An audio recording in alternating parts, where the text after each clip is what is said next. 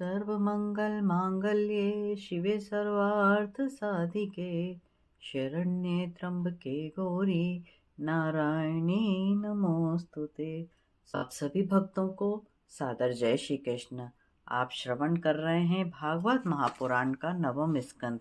यदि पहली बार आए हैं तो चैनल को सब्सक्राइब कर लें और नियमित रूप से भागवत महापुराण की प्रातः 8 बजे नियमित पाठ को अवश्य श्रवण करें। ओम नमो भगवते वासुदेवाय नमः।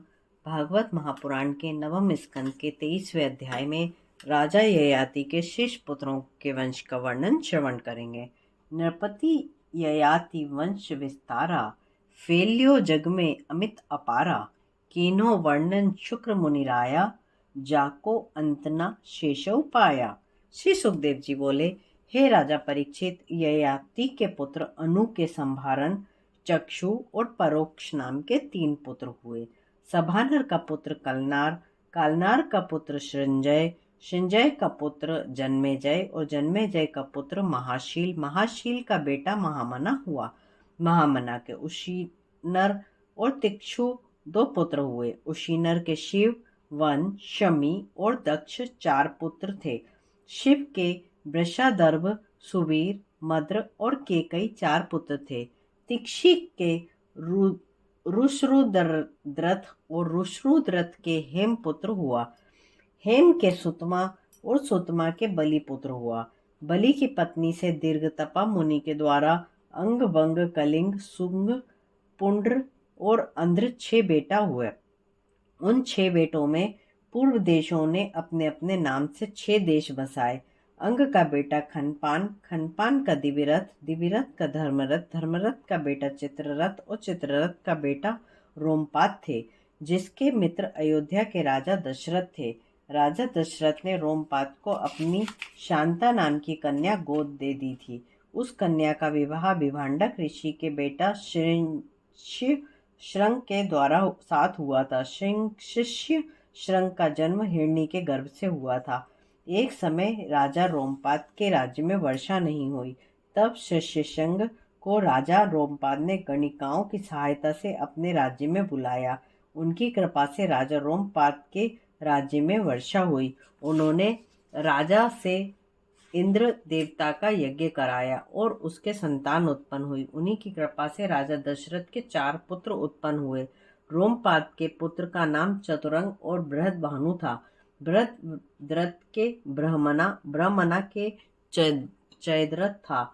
जयद्रथ के विजय, विजय के घृति, घृति के धृतव्रत, धृतव्रत के सत्कर्मा और सत्कर्मा के अधिरित पुत्र हुआ। उसी अधिरथ ने बालक कर्ण का पालन किया। राजा कर्ण का पुत्र वृषभसेन था। राजा ययाति के पुत्र हुहु के बबरू पुत्र हुआ। बबरू से सेतु, उसके आरब्ध से गांधार, गांधार से धर्म, धर्म से घृत, घृत से दुर्मना, दुर्मना से प्रचेता, प्रचेता से 100 पुत्र उत्पन्न हुए, जो उत्तर दिशा में मलेच्छों के राजा हुए।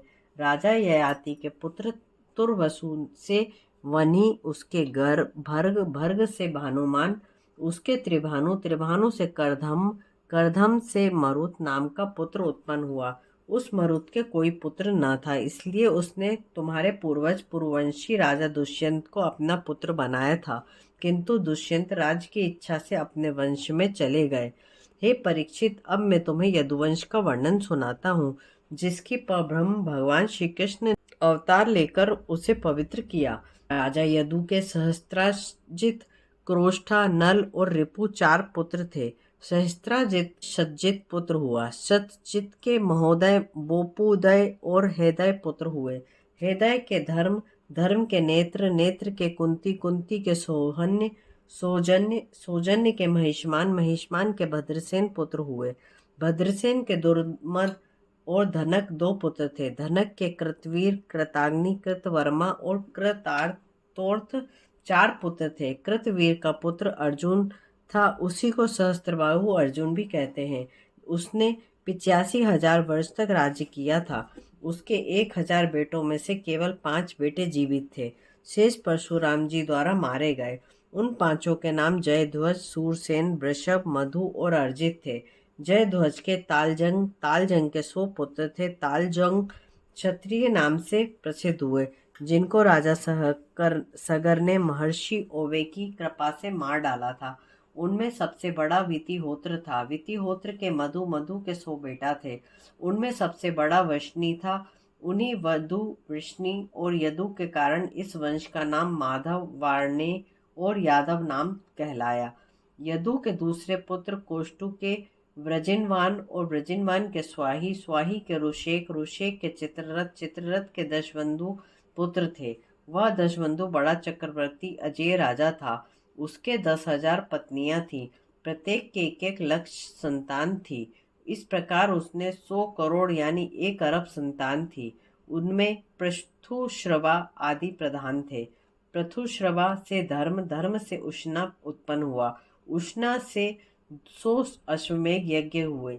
उनका पुत्र रोचक था। रोचक के पुरोजित शक्य, ऋषमेशु, पृथु और ज्यामद आदि पुत्र थे। ज्यामक के कोई संतान नहीं थी, इसलिए वह भोज्या नाम की कन्या हरकर ले आया। जब ज्यामक की पत्नी शेव्या ने कहा, तुम मेरे स्थान पर यह कौन ले आए, तब ज्यामक ने अपनी पत्नी के डर से कहा, यह तुम्हारे बेटे की बधू है। तब शेव्या ने कहा, मैं तो बांझ हूँ, ना मेरी सोतों के ही पुत्र हैं, फिर यह पुत्र वधू कैसे हो सकती। तब ज्यामक ने कहा कि भविष्य में तुम्हारे पुत्र होगा, उसकी यह पत्नी होगी। ज्यामक की प्रार्थना पर पितरों ने शेव्या के गर्भ से एक बालक दिया। उसका नाम विदर्भ था। उसी विदर्भ ने भोज्या से विवाह किया। इस प्रकार 23वां अध्याय समाप्त होता है। 24वें अध्याय में विदर्भ के वंश का वर्णन श्रवण करेंगे।